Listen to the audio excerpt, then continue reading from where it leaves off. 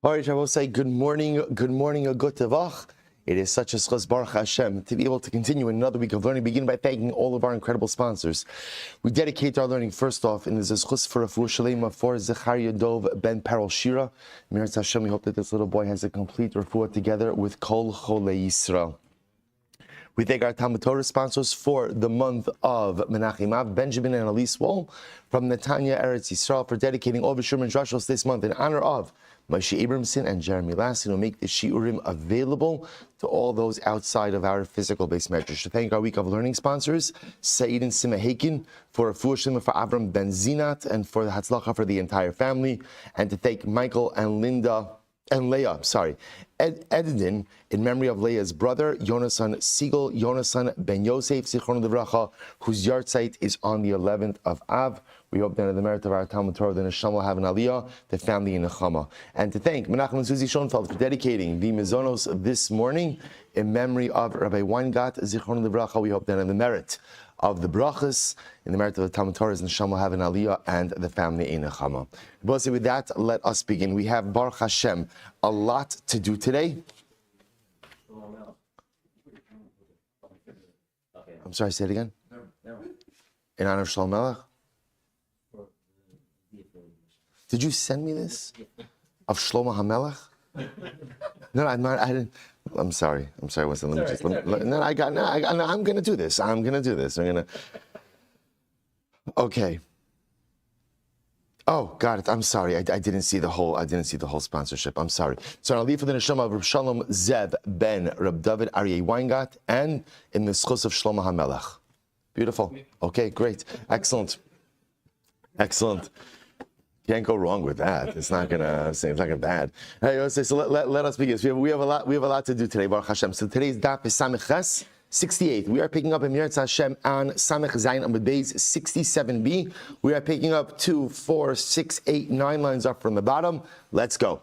Amrle Reish Kalusa Rav Sheshes. Reish Kalusa said to Rav Sheshes, "My timer lo sad mar gaban. Why do you not dine with us?" Right, so Reish Kalusa has a Rav Sheshes. Why don't you eat with us? Very simple. I don't trust your kashrus. I am nervous that ultimately, again, your servants are going to serve me Ever Menachai. What's Ever Menachai? Ever Menachai means a limb taken off of a living animal. Amalei mi yemar. So Reish Kalusa was like a shtickle offended. What do you mean? You tell me my standards aren't up to your standards. That's fine. But remember, if you go ahead and you say that my servants are serving Ever Menachai, that means I'm eating.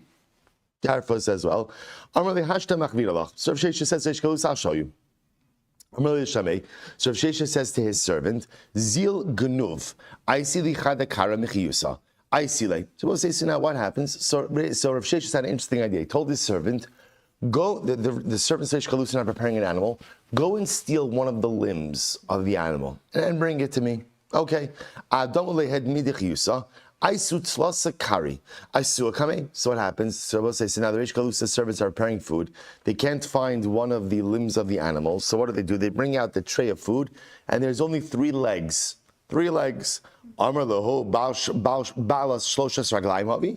So Rav Sheshes said, that's an interesting animal. Did the animal only have 3 legs? So the servants of the Reish Kalusa were embarrassed. What did they do? Pasuk aisi chada me'alma osivu kameh. Sure enough, what did they do? They took a limb off of another living animal, quickly prepared it, added it to the dish. Amar le l'shamei. Nami lahach didach. At this point, Rav Sheshes tells his servant, why don't you produce the leg of the animal that you took from the kitchen earlier? Asvu amar lehu hai bas sheshes raglayim havi. To which Rav Sheshes says to the servants of the Reish Kalusa, did this animal have 5 legs? So he proved his point. And I'll say, by the way, what's fascinating about this particular story is, so here they really were serving Ever Menachai. He had to prove it in a very conclusive way. What's fascinating about this was, when confronted with reality that the animal was missing a leg, the servants of the Reish Kalusa could have simply said, we can't find it. We don't know what happened to this extra leg. It's an interesting thing how in life, very often what happens is when people are confronted with a particular reality that they can't readily explain, we'd so often rather invent things than just confronting the truth. In other words, the truth here would have just simply been, we couldn't find the leg. We don't know what happened. But instead of going ahead and acknowledging that reality, they tried to create an entire alternative reality to go ahead and justify the absence of the leg. Sometimes just acknowledging the truth of a situation is so much easier than going ahead and inventing alternative realities. In any event, so now at this point in time, Rav Sheshes has proven to the Reish Galusa why he can't go ahead and dine with him. So the Gemara says, so good. So Amrlei, Ihachi, Le'avdu Kameh. So now the Reish Galusa says to Rav Sheshes, so Rav Sheshes, what about if my servants prepare a meal for you in your presence? In your presence. This way you could see all the food prep and you'll be able to eat. Amrlei, L'chai. Rav Sheshes says, fine. Shkoyach, no problem. Happy to do that. So Karbetachal Kamahu. So sure enough, so what happened? So they brought a platter of meat before Rav Sheshes. Va'isu Kame Bisra. Va'osivu Kame Ristana Dechanka Chamsa. So the Chanka Chamsa. So we'll say, so what happened? So they brought before Rav Sheshes. So at this point in time, one could imagine the servants of the Reish Galusa did not like Rav Sheshes very much, right? Because again, he showed them up in front of the Reish Galusa, and again, now their entire integrity is questioned, rightfully so. So what do? They brought before him a piece of meat, Risanta Dechanka Chamsa. They brought before him a piece of meat that had a very small bone. The bone itself was usually undetectable, but was a dramatic choking hazard. They purposely gave this piece of meat to Rav Sheshes with the hope that he would choke on it. So Gashashe, Vishakle, Karacha Besudre.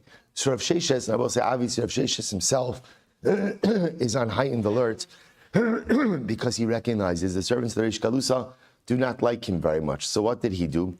He saw that this piece of meat had this little bone that was the choking hazard. So what did he do? He took the piece of meat, he wrapped it in a cloth.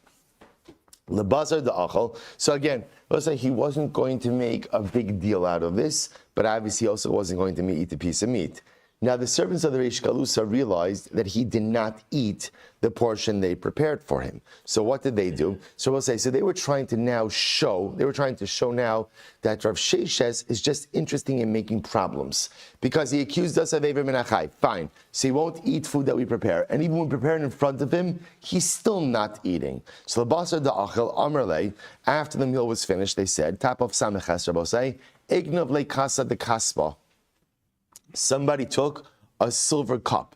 So I'll say, so what they were saying is, as they were clearing off the meal, they said there's a piece of silverware that's missing. So they wanted to check all of the guests to see perhaps had someone gone ahead and pocketed some of the Reish Galusa's silverware.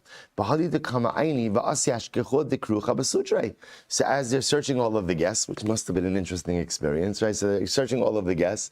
Sure enough, what do they find? That Rav Sheshes has something wrapped in a cloth. Amrlei chazimar delo mechal kaboy eletzi uran. So we'll say, so what happened? So sure enough, what do they discover in Rav Sheshes' cloth? The piece of meat that they had prepared for him. So they say to the servants of the Reish Galusa, they say to Reish Galusa, you see, this guy is not interested in dining with us. He's only interested in making problems. Right? If we prepare the food in the kitchen, he accuses us of Eiver Menachai. If we prepare it in front of him, he still doesn't eat it. Amar lahu, Ana mecha achli. So ultimately, Rav Sheshes says, no. I would have been happy to eat vitami be taima dichiyura, but I tasted that the animal had leprosy. Amar lechiyura lo avid lan ha'idna. Chas v'shalom, we did not prepare any animal with leprosy. Amar lahu bat kubaduchta. Ultimately, he says, go and check the animal again, and go and check a particular place in the animal. Black spots on a white animal, white spots on a black animal, lekusahi. Ultimately, is stricken with leprosy. Baduk ashkechuha. Ultimately, again, sure enough, they looked, and they found that there was leprosy on the animal. So we'll say this is interesting. In other words, Rav Sheshes did not want to come straight out and say, hey, the reason I didn't eat the meat was because ultimately, again, you tried to kill me with a choking hazard. Either because perhaps they could feign ignorance, or B, because you also remember again with the Reish Galusa, you have to be very careful. you have to be very, very careful. And the servants of the Reish Galusa were often very powerful people in their own right. So Rav Sheshes had to navigate this carefully. So instead of making an accusation that they tried to kill him, instead he said, you know what, I tasted it, I tasted a little leprosy, miracle happened, sure enough, they found spots of leprosy. Okay, story's not over. Ki kanafik. So finally Rav Sheshes is leaving. And by the way, how is he leaving? Hungry, right? Because remember again, the first batch of food, no good, Evrim and Achai. Second batch of food, wouldn't eat it because of the choking hazard. So now he's leaving. I will say, now watch this. So Karile Bira, Vishadlev Tesa. And I will say, an important piece of the story. Rav Sheshes was blind.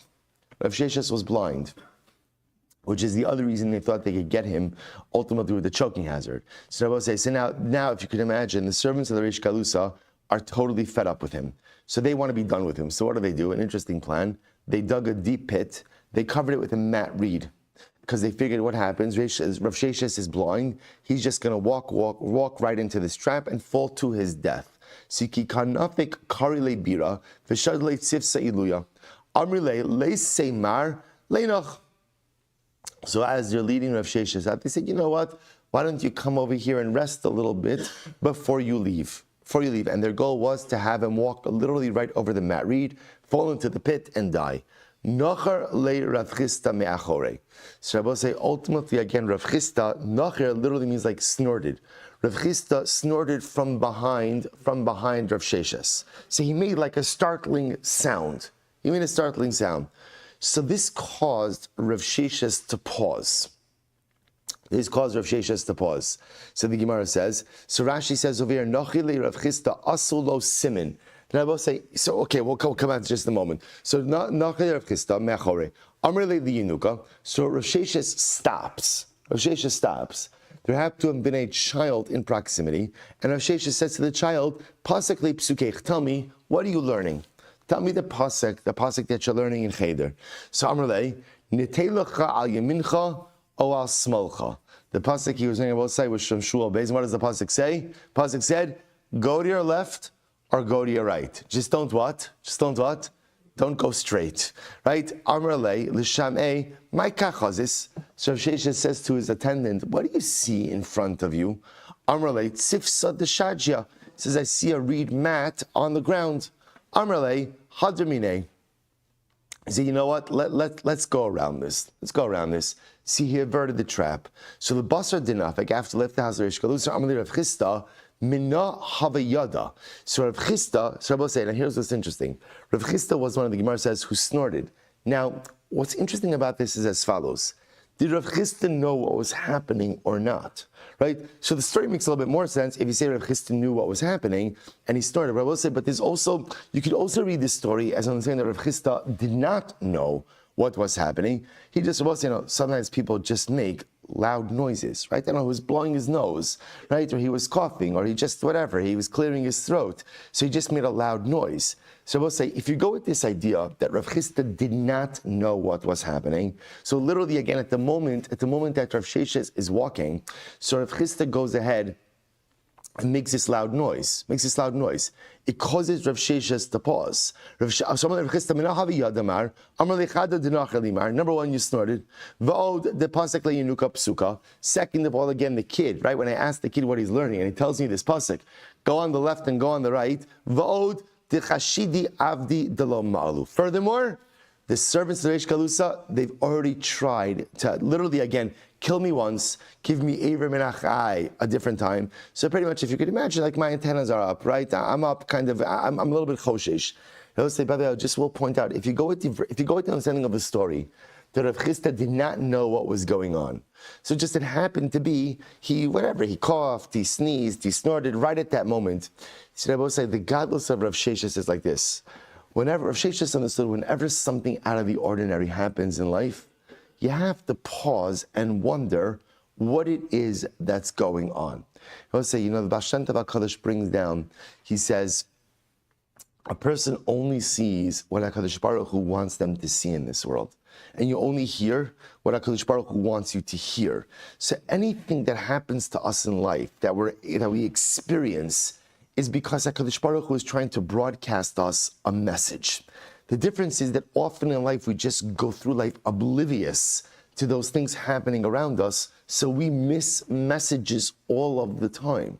But someone like Rav Sheshes, Rabosai, who ultimately, besides the fact that since he's blind, his other senses are obviously again heightened, but Lamaisa, more than that, on a deeper level, understood there's nothing that's random. See, even again, you're walking out of the house of the Reish Galusa, and a loud sound, a cough, a sneeze, a snort comes along. Rav Sheshes lived life in such a way that everything that happens in this world is a siman from Hashem. So stop and take stock. What was the siman of the snort? He didn't know. Siman of the snort, right? He didn't know. But Lamaisa, what did he know? What did he know? Stop for a moment and figure out what is happening around you. I will say, imagine if we lived life like that recognizing that HaKadosh Baruch Hu talks to us in so many different ways. Just stop and try to listen to what the message is. Incredible. Now let's say, now we begin. Asisi li sarem misados v'tanugos b'nei adam. Shida v'shidos. So Moshe says, what does this mean? So this is Shlomo HaMelech in Koheles, talking about the various things that he had in this world. So the Gemara says, Sarim v'saros, what does that mean? Ela mine zemer. This refers to different types of instruments that Shlomo HaMelech had. V'sanugos b'nei adam, pleasures that people have. Elu brechos umerchatzos. This refers to pools and bathhouses. Shlomo HaMelech enjoyed all of these things. Shida v'shidos. What shida v'shidos? Hachat Agimo. Here we explain shida v'shidisin. Male demons and female demons. Okay? B'ma'arava amri shidisa. Ultimately in Eretz Yisrael they explain this as chariots. Rabbi Yochanan. Rabbi Yochanan said, Shlosh me'os mine shedim hayu b'shichin. There were 300 different types of shedim in the city of Sichin.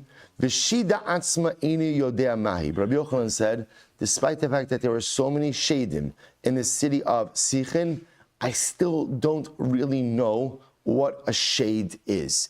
See, I will say, to kind of highlight this, we'll see what this means just a little bit. Aramar, hachar targimo, shida v'shidisin. So I will say, shida v'shidisin l'mayi boile. So I will say, so Shlomo HaMelech is essentially saying, I had all of these things in this world, right? I had all of these pleasures, all of these things, and I also had dominion over the Shadim. So the Gemara says, why does Shlomo HaMelech need dominion over the Shadim? So here Gaba says, incredible. L'mayi boile, d'chsev, v'habayis bihibanso, even shlema, mas nevona. So I'm going to do the Rabbanan, hechi avid. Hechi avid. So say, listen to this. Shlomo HaMelech has the great zechus to build the Beis HaMikdash. So I say, first of all, what a beautiful zechus it is to learn a Gemara about the building of the Beis HaMikdash on the week of Tisha B'Av. On the week of Tisha B'Av, we're all getting all excited about the Shadim. Before we even get to the Shadim, this is the story of the building of the Beis HaMikdash. Incredible. This, I think, the fact that we're doing this Gemara this week foreshadows that there are great things ahead for us. So the Gemara says as follows. So here's a problem.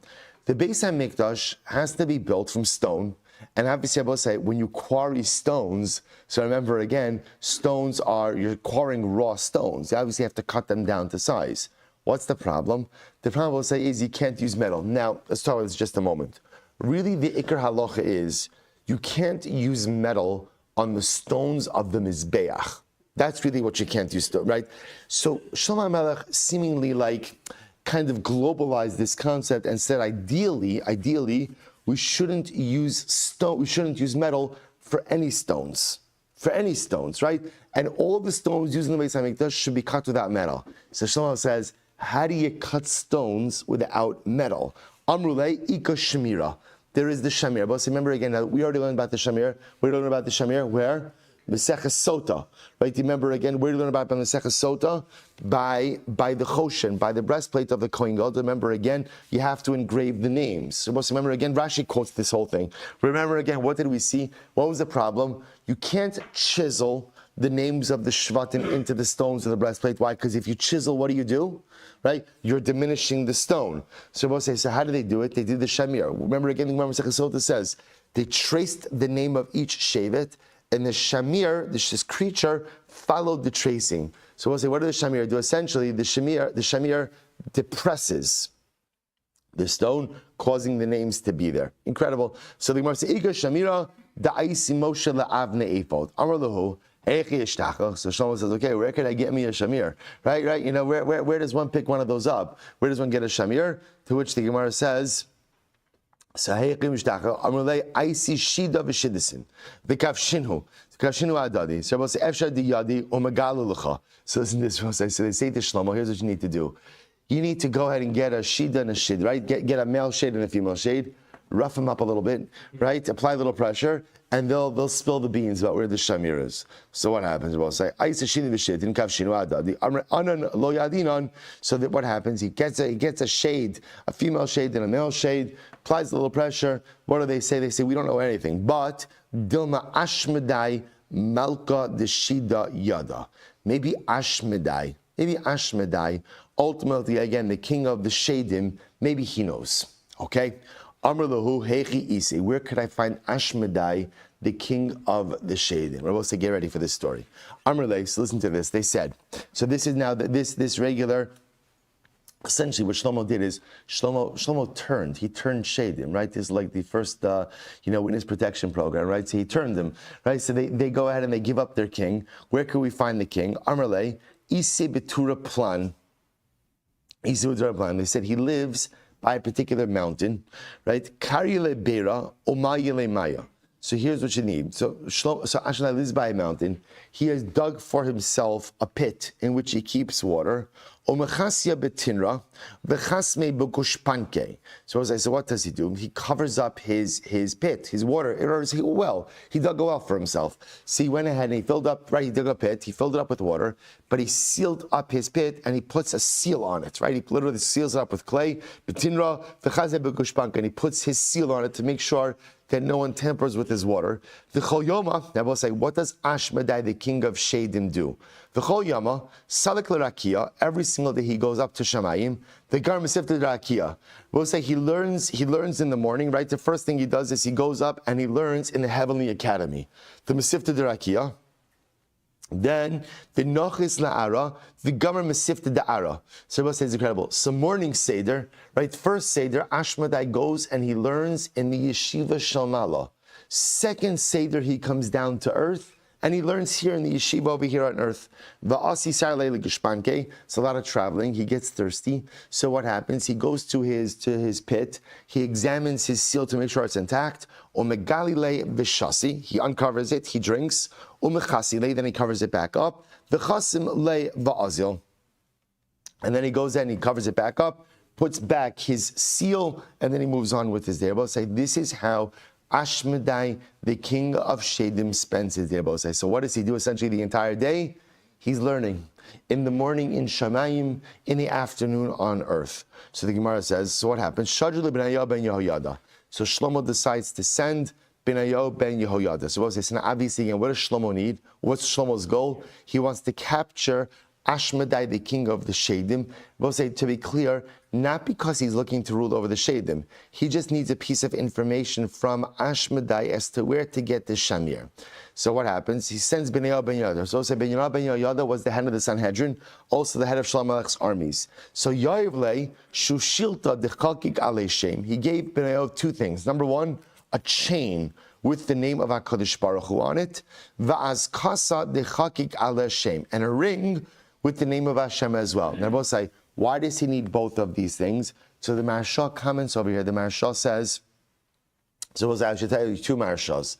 First of all, the Maharshal says, the fact that Ashmedai, the king of Shadim, drinks water, so ultimately, the Maharshal teaches us, Shadim, he says, drink, eat, and die like regular people. So that's the opinion of the Maharshal, that they have these human qualities that literally, again, they eat, they drink, they die. Why did Ashmedai put a seal on his pit of water? Why did he put a seal there? What was he afraid of? Someone poisoning him, right? I guess being the king of Shadim, I guess has perks, but it's also maybe makes you unpopular in the eyes of some.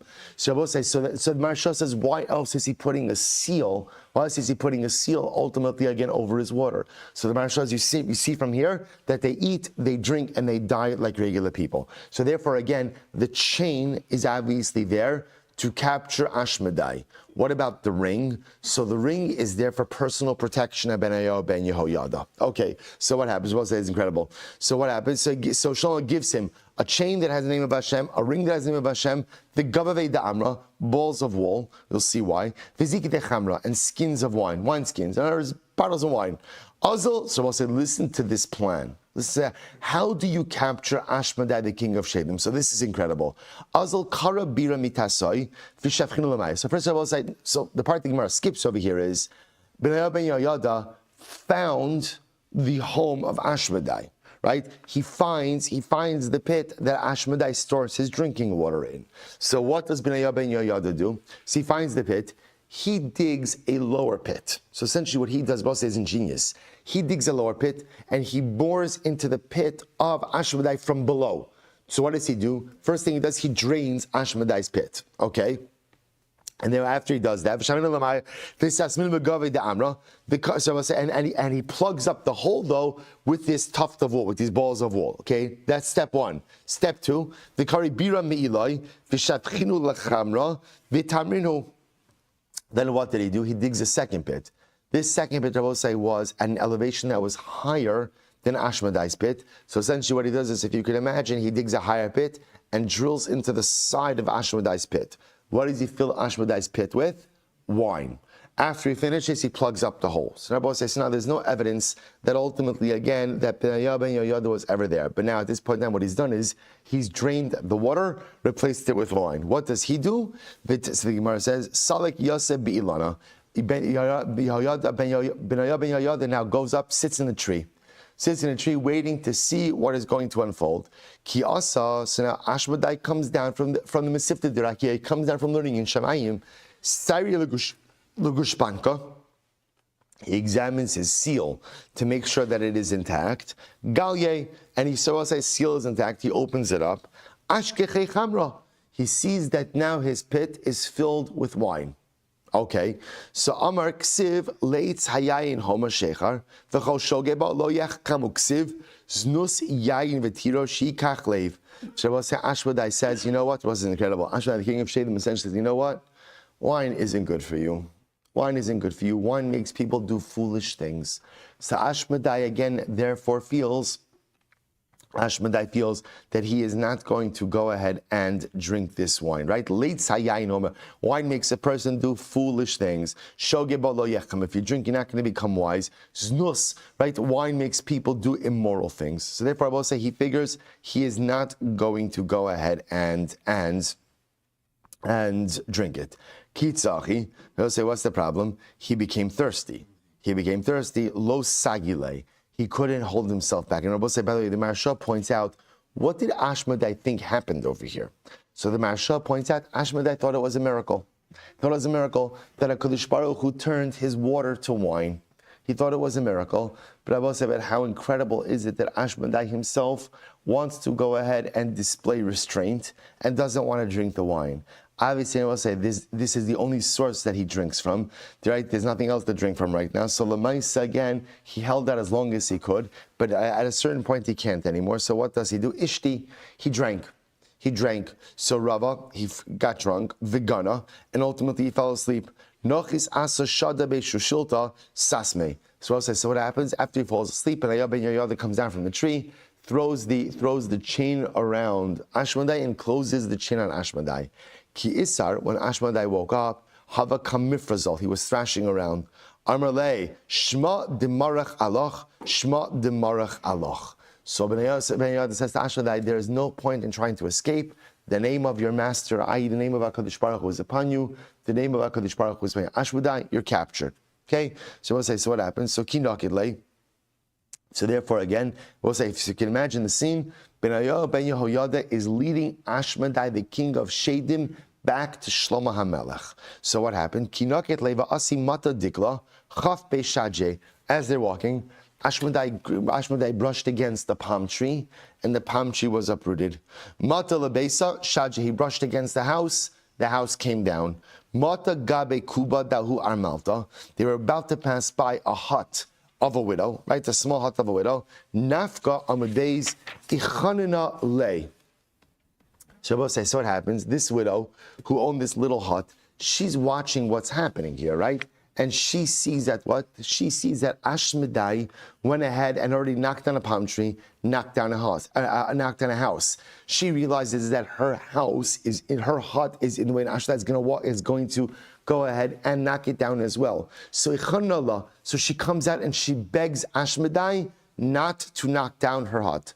Kafa l'kuma semine. So Ashmedai bent his body, itbar be garma, and he broke a bone. He broke a bone. So apparently also what happened over here is he contorted his body in such a way so as not to go ahead and brush up against the hut of this widow. But as a result of contorting his body, he went ahead and he broke a bone. What's incredible? First of all, I'll say what's incredible. See, what's so tricky about this whole Gemara, I mean, there's a lot that's tricky about this Gemara. What's fascinating about, say, in general about our conception of Shadim is what are they? Who are they? Are they good? Are they bad? Right? So we'll say, so again, what you see here is something amazing. So you would think Ashmedai, right? Because also the way we translate Shadim is demons, right? So again, our association just with the English word of a demon is like bad, is bad. It is interesting to see over here, first of all, Ashmedai is spending his entire day learning Torah. But I just want to point out, remember, he goes up to the Mesivta Derakia, to the heavenly yeshiva. We'll say, if he's going up there, what else does that mean? He's going up there and what? They're letting him in.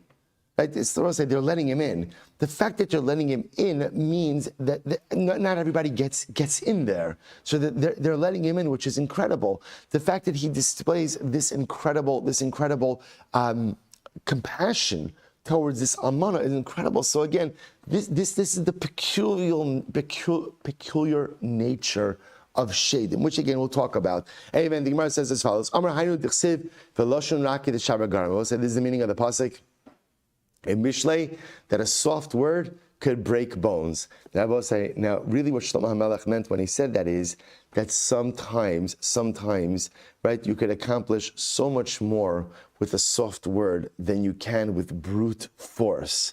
But here again, what Ashmedai says, this is the meaning of the pasuk, a soft word, the supplications of this almana caused me to go ahead and literally contort my body and break a bone. Incredible. So I will say, so now the story goes on. So they're traveling. As they're traveling, they see a blind man who's lost on the road. Ashmedai helped the guy get on the right path. They saw a drunk guy who was lost on the road. Ashmedai helped the guy get on the right path. They saw a wedding celebration where everybody was celebrating. Ultimately, Ashmedai began to cry. He saw a guy. We'll explain all of these behaviors later on. So he heard. As they're walking, they see a guy. He hears a guy that says to the shoemaker, "Avidli masanai l'shev shani, make for me shoes that will last for 7 years." Achich. Ultimately, Ashmedai laughed. Chaza hahu kisma dahava. Ultimately, again, they saw a sorcerer who was sorcinating, whatever, right? He was he was doing his zach, right? So what happened? Ultimately, again, Ashmedai laughed. Kimata lahasam. So we'll say, so now, fine, they make it to the palace of Shlomo HaMelech. We'll explain all of these behaviors afterwards. When they make it to the palace of Shlomo HaMelech, lo ayu legabe de Shlomo atlas Yomi. For the first 3 days, they did not bring Ashmedai before Shlomo HaMelech. So Yom Kama, Amar lahu amaylo kabayli malka legabe. So the first day that they're there, so again, Ashmedai figures, right, whatever I'm here for, let's get it done. So he's there day one. He says, why have you not brought me before the king? Amar le anse mishtia. So he said the king drank a little bit too much. King is a shtekel hungover, right? He can't see you today. So what did Ashmedai do? Shaka levimta osiv achaverta. Ashmedai took a brick and he put it on top of another brick. So asu amar le Shlomo. So obviously Ashmedai was trying to convey a message but no one knew what the message was. They told Shlomo what Ashmedai did. Amar lahu hachi amar lahu hadr ashka yuha. So ultimately, again, so apparently what Ashmedai was saying is, it's actually interesting advice. The best way to combat a hangover is drink more, right? That was the symbolism of putting one brick on top of the other brick. Feed it, and ultimately, again, you'll be better. So Amar lahu, so the Gemara says, next, Lamachar, day 2. Amar lahu va'amai lo kabayli malko. Why is the king not seeing me? Ashmedai says, Amrulei ansei michla. The king ate a little too much. And ultimately, again, I just want to point out, these details about Shlomo HaMelech are incredibly relevant for the story. It's not just haphazard. Day 1, he drank a little too much. Day 2, he ate a little too much. What's the picture that's being painted over here? What's the picture? A bit too much overindulgence. Hold on to that, because especially when we look at this story through the lens of the Maharal, who understands this entire story as a metaphor, it's going to be an incredibly important detail. We'll come back to it. We'll say today our goal is just to do the story. That's our goal. Fine. Next verse is after hearing this, what Ashadai do? He took one brick, right? So remember again, from the previous day, you had one brick on top of the other. What does he do? He takes off a brick, puts it down on the ground. They came and they told this to Shlomo. Apparently, if you overeat, the way to deal with that is eat less the next day. That was symbolized by the removal of the brick. So what happened? After 3 days, or on the 3rd day, they finally brought Ashmedai to see Shlomo. First thing Ashmedai does, Shakal Kanyo Mashach Arba Garmidi B'Shadakame. He took a reed, he measured 4 amos, cut it off, and threw it before Shlomo. Amrle Michti Ki Mayesu Gavra Leslan Bahadein Alma Ella Dalid Garmidi. Hashta Kavishte. I'm sorry, so listen to this. The Ashmedai gives Shlomo incredible musar. He says, just know, when you die, all you will possess in this world are your Dalet Amos. I will say the Dalet Amos refers to a burial space, right? We have a concept that mace. So we'll say Ashmedai was giving Shlomo incredible musar. King, you think you have everything, right? You have a lot to eat, you have a lot to drink, you have power over everything. Just know one day you will leave this world.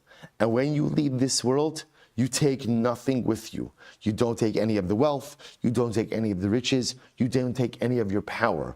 All you have when you leave this world are the Dalet Amos that your corpse occupies. Shlomo, you've conquered everything. You have to conquer me also. In other words, Ashmedai is offended, right? In other words, why can't you leave me alone? You have dominion over everything. You won't be able to have dominion over me as well. So to which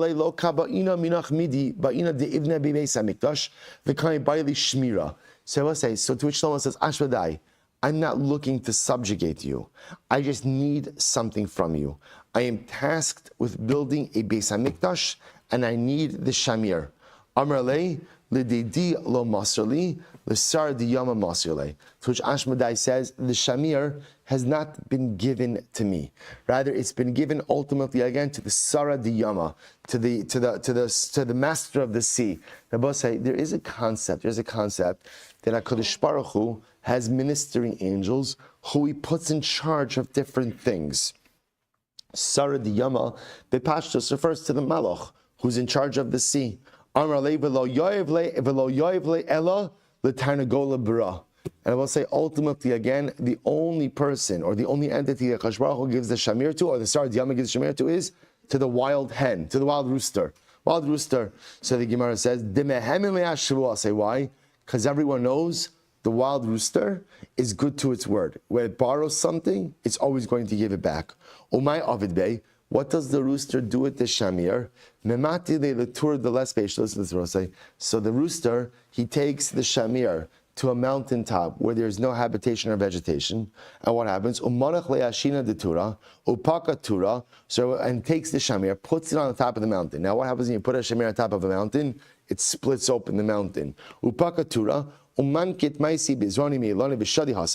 it takes all different kinds of seeds from different forms of vegetation, throws it into the cleft of the mountain, and over time what happens? the barren mountain becomes inhabited, right? The barren mountain is then covered with vegetation. Incredible. So Nagar Tura. And this is why ultimately, again, they often call the wild rooster Nagar Tura, the splitter of mountains. Splitter of mountains. We'll say it's just also incredible to think about, by the way. There are so many things that happen in this world. Like we think we have our finger on the pulse of everything that happens. And meanwhile, again, HaKadosh Baruch Hu runs the world with so many other processes that we're never even aware of, right? This Sarah Diyama, the master of the sea, has the shamir, gives the shamir to the wild rooster. And what is the wild rooster in charge of? Right? Wild rooster is in charge of creating habitation where there's only desolate area. Incredible. Okay, so now says, so now they need to find the wild rooster. So but kokina de tarnagola, bra. The ispe bunny, the chafua lekine zugisa chiyurte. So I'll say, so listen to this. So they found the nest of a wild rooster. What did they do? While the mother rooster or the father rooster was away, so what happens? And the young were in the nest. They put glass over the nest. So what happens? The rooster comes back. He also So now the rooster came back. The rooster wanted to get to its young, but it couldn't because of the glass. So what did it do? Azul Isi Shamira. It went to go borrow the shamir, right, to get it right from the sardiyama in order to cut through the glass. So again, so the rooster goes to get the shamir, comes back with the shamir, puts the shamir on the glass to break open the glass. As the rooster is doing this, Shlomo's there, or his guys are there. They make a loud sound and they grab, right? The rooster runs away. They grab the shamir. Shajye, shakle, azar. So we'll say azle. So what happens? They grab, right? They grab the shamir, and ultimately, again, now they have. We'll say the rooster, having realized that ultimately, again, it lost the shamir. Chanak nafshe ashvuase. The rooster killed itself, realizing that it would be unable to fulfill its promise. Let's say that's how seriously the rooster takes its word, takes its commitment. Ultimately, again, realizing it lost the shamir, would be unable to return it to Sarah Diyama, kills itself. So, okay, so Amrle the Baneh. So I'll say, so now, good news is, Shlomo has the shamir. Okay, so now I'll say, the story's paused here with Shlomo just a little bit. Now, we'll say, Amrle Benayo. So we'll say, Benayo now is having a conversation with Ashmedai. And he says to Ashmedai, can you explain your behaviors when we were traveling to the palace? My time, Aki Chazisi Lahu Samya, Tavikatai Ba'archa, Asikte La'arche. So first he says to Ashmedai, why is it that when you saw the blind man who was lost, you helped him? Amrle, Mechrazi Ale Berekia, Tzadik Gamerhu. Because again, I heard about, remember again, Ashmedai travels to the celestial sphere. So he said, I heard them announce in the heavens that ultimately this blind man is a big tzaddik, right? Uman da'avid le'necha nafshi zachi la'alma da'asi. And whoever helps him will have a portion in the world to come. So Ashmedai said, I heard this, I wanted a chaparain, and therefore I helped him. Which by the way also tells you, goes with this idea, like the Maharsha said, that shadim, eat, drink, live, die. And as such, Ashmedai himself also has a vested interest in securing for himself a portion in the world to come. Why is it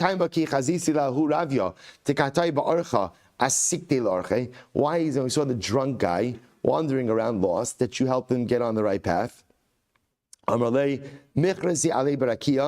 announced about this guy in Shamayim, in the Rakia, in the celestial abode. The Rasha Gamerhu.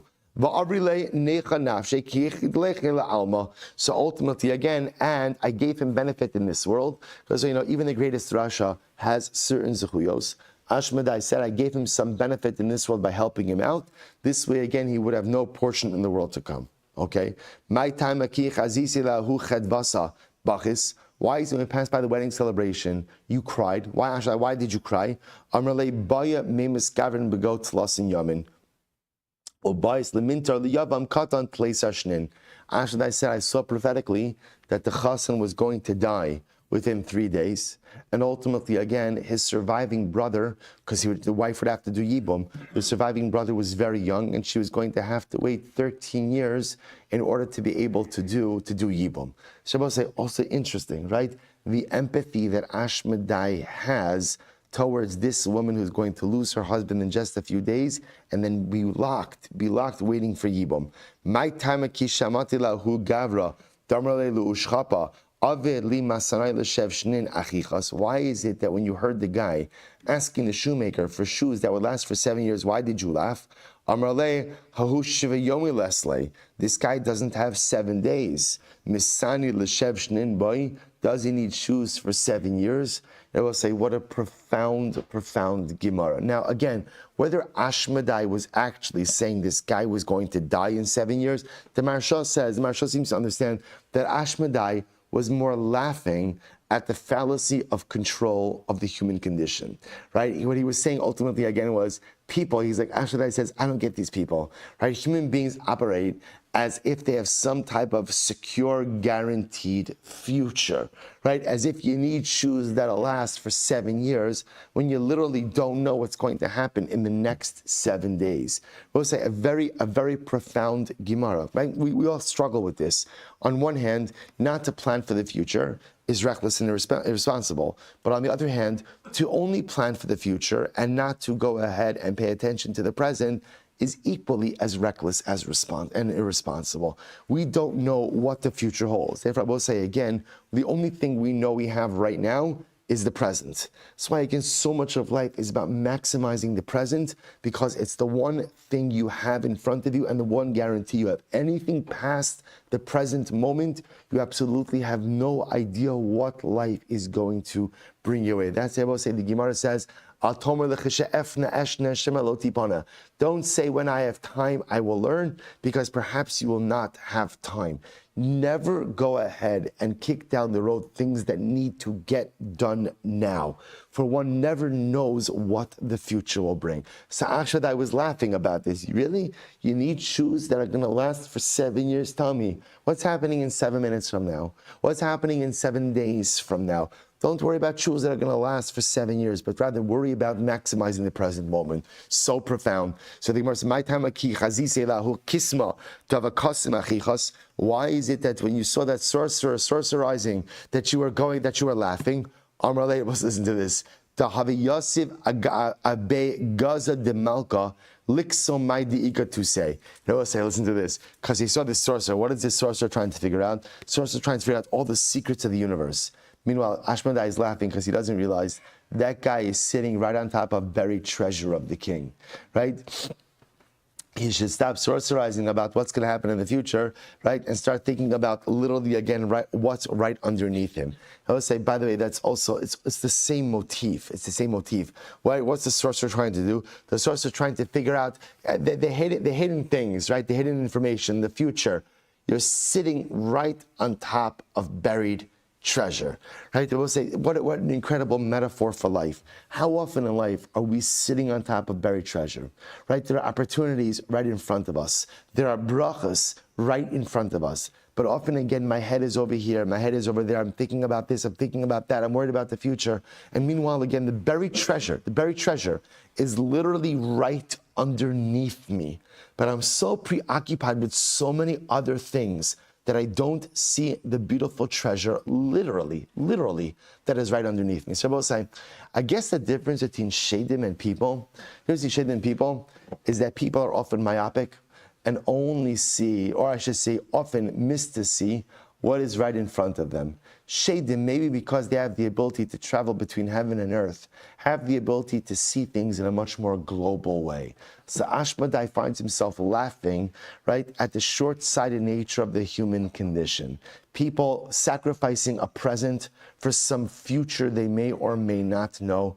People trying to find the brachas all around them, when in fact the brachas are literally right in front of me in that present moment. Human beings often miss the present reality in search of some greater future.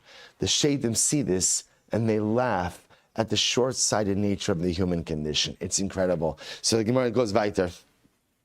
So we'll say what happened. So now Shlomo kept Ashmedai with him until the Beis Hamikdash was built. Okay, Yom Achad Havakai L'Chudei. So we'll say one day Shlomo and Ashmedai were alone with each other. Amar leksiv kesuafos re'im lo, v'amrinan kesuafos elu malachi asharis re'im elu ashedim my rabusai chuminan. So Shlomo will say now they're talking. Shlomo says to Ashmedai, why are you guys greater than us? Right? What makes Shadim superior to people? So we'll say, by the way, we, the reader of this Gemara, already know. We just saw what makes Shadim greater than people on the most basic level. Say is what? Is their vision, their life vision. Okay, but what makes you greater? So this is incredible. You know this is going to go badly. Amrle, shakil shushilta minai, vahavli iskasach, vaachli li'rabosai. Such this is, you know what? Do me a favor. Take off my chain, give me your ring, and I'll show you what makes us greater than you. Shakli l'shushilta minai. So we'll say, now here's what's interesting. Shlomo took off the chain, v'yavla iskasa, and he gave him the ring. And we'll say, what did Ashmadai do? Bale. Ashmadai swallows up Shlomo HaMelech. He swallows Shlomo. We'll say, now why did Shlomo do this? See, Rabbi say, this is interesting. Shlomo thought they had a relationship. Right? After all, again, we spent all this time together.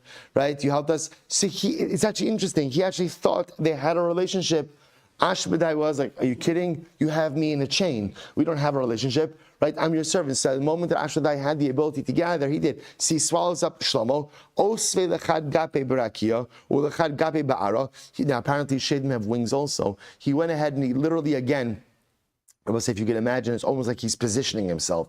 Right? He positioned one wing in Shemayim, one wing on the earth. Paske arba mea parski, and he spit Shlomo HaMelech out a distance of 400 parsos. So we'll say, see now Shlomo HaMelech is out of the kingdom.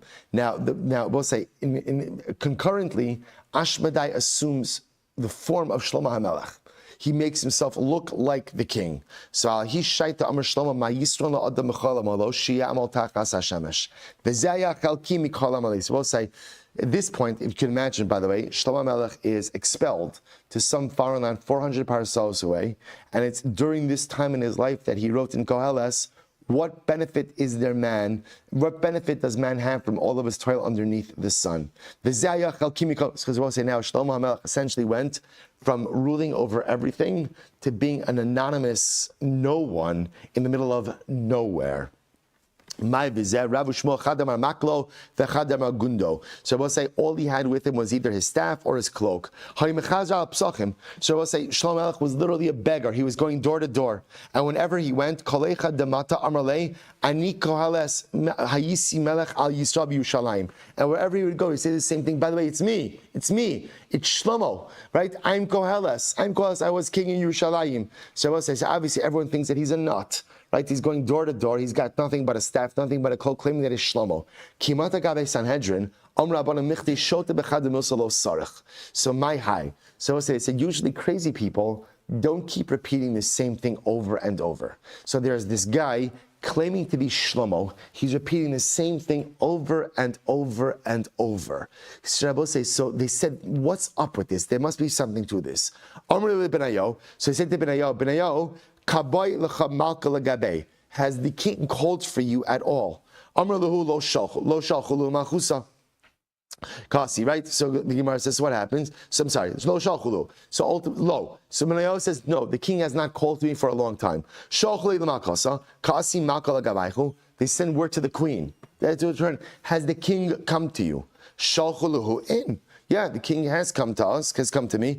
So the Gemara says, in kasi, shalchuli bitku bekare. So they said to the queen, do me a favor, the next time the king comes to you, check his feet. Check his feet. They will say, apparently, again, so Shadim have chicken feet.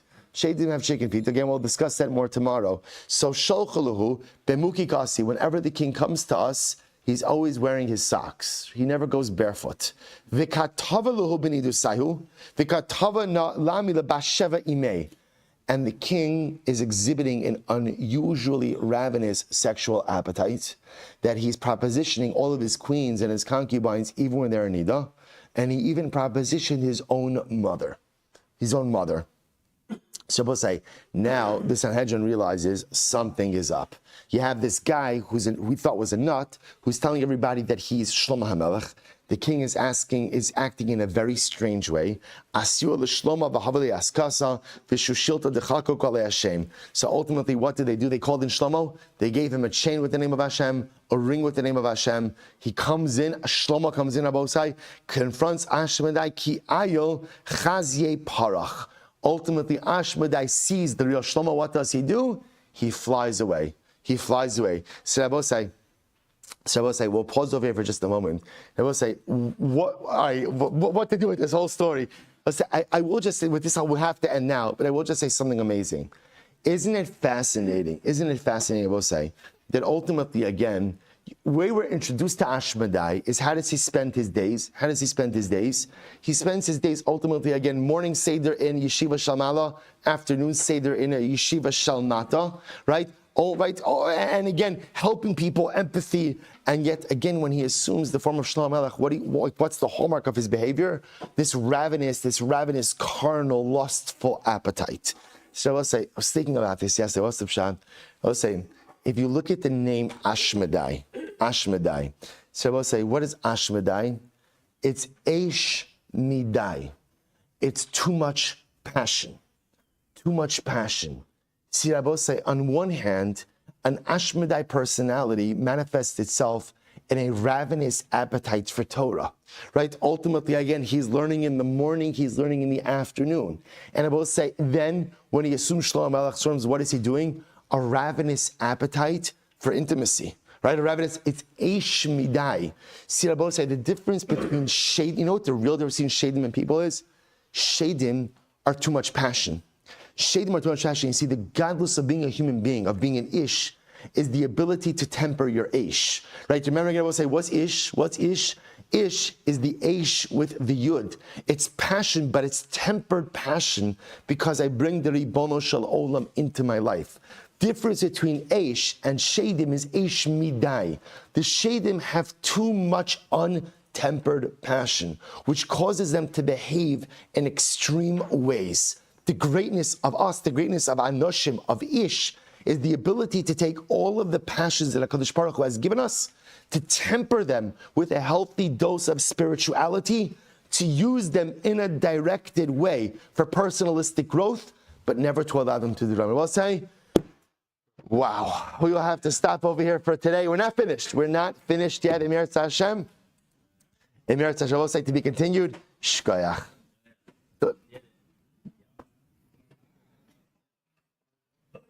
All right, Chevron Zoom, have a great day, everyone.